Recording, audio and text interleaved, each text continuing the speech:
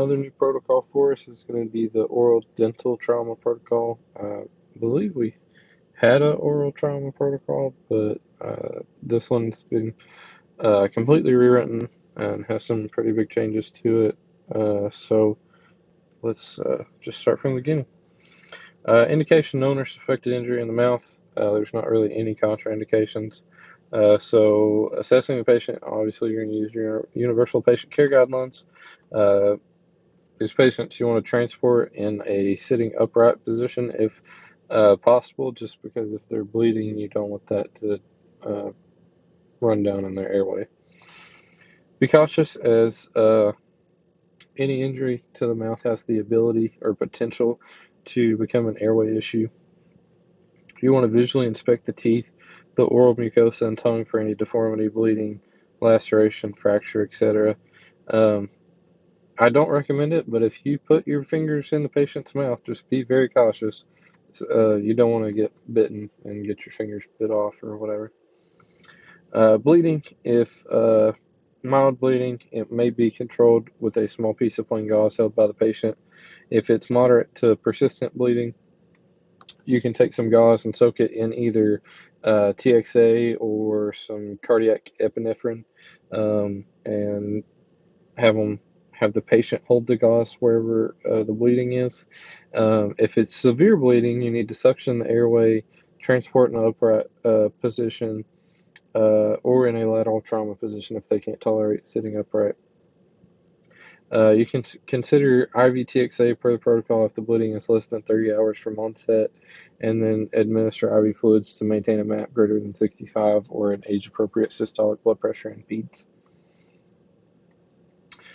Some special situations that you might encounter are bleeding after tonsillectomy.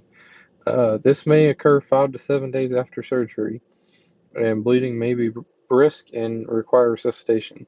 So this is considered a surgical emergency, and it may be a lot of bleeding. Some patients might not be bleeding when you get there. Just make sure you have the patient sit up. Encourage them to spit any blood into a bowl. Suction as needed. We don't carry bowls on the ambulance, but I mean, you can have them spit it into like one of the bedpans or into an emesis bag. Just have them spit it out. Establish IV access and administer fluids to maintain a MAP greater than 65 or an age-appropriate systolic blood pressure in children. Give antiemetics or nausea medicines per your protocol as needed. If the bleeding is severe and ongoing, consider IV TXA. Consider direct pressure. Sometimes lateral pressure is better for these patients rather than the front to back. Gauze wrapped on McGill forceps may be the best way to do it, but manual pressure with a finger may work. Consider soaking gauze in TXA or cardiac epi. Continually assess the airway. Consider aeromedical resource if prolonged transport is likely and unable to perform RSI. If it's dental trauma, so trauma to the teeth specifically, attempt to locate and account for any avulsed teeth or fragments of teeth. If it's a loose or subluxed teeth, do not attempt to move or straighten the teeth in the field. For a tooth avulsion, handle the tooth with care, rinse with saline, and do not scrub or wipe the teeth. Baby teeth generally don't get replaced, but you can transport them for evaluation. Adult teeth are an emergency if they're avulsed. This requires replacement into the tooth socket. Don't attempt that in the field, just transport it for surgery. Place the tooth in a container of white milk or tooth saver solution. These are the two ideal solutions.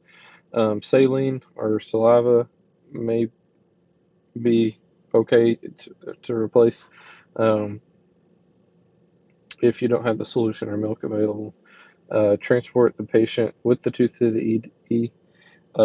If you don't have tooth saver solution, milk, or saline, or the patient can't spit in a cup enough to cover up the tooth, then you can let them keep it in their mouth as long as they're able to follow commands and agree not to swallow it.